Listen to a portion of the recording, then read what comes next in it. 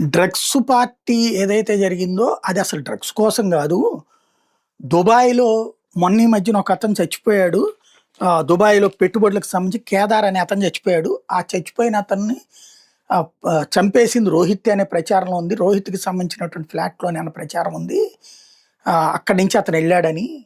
వాస్తవంగా చంపేసేసి ఆ కేదార్ దగ్గర ఉన్నటువంటి డేటా ఏదో ఈ రోహిత్ దగ్గర ఉంటే రోహిత్‌తో మాట్లాడడానికి ఢిల్లీ రియల్ ఎస్టేట్ వ్యాపారులు ఇట్లా పుట్ట మహేష్ యాదవ్ వీళ్ళందరూ వెళ్ళారు. ఇది ఇప్పుడు జ్యోతి వెర్షన్.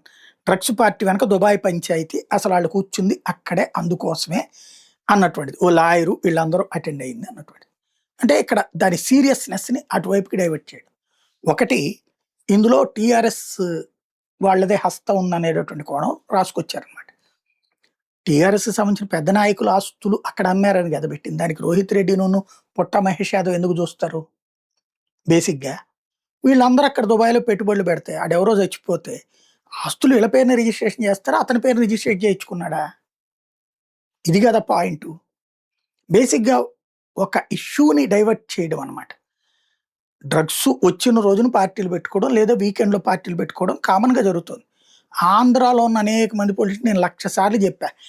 ఆంధ్రాలో కావాల్సింది లోకల్ సెంటిమెంటు. లోకలోడు లోకల్‌గా ఉంటానన్నోడిని ఎన్నుకోవాలి.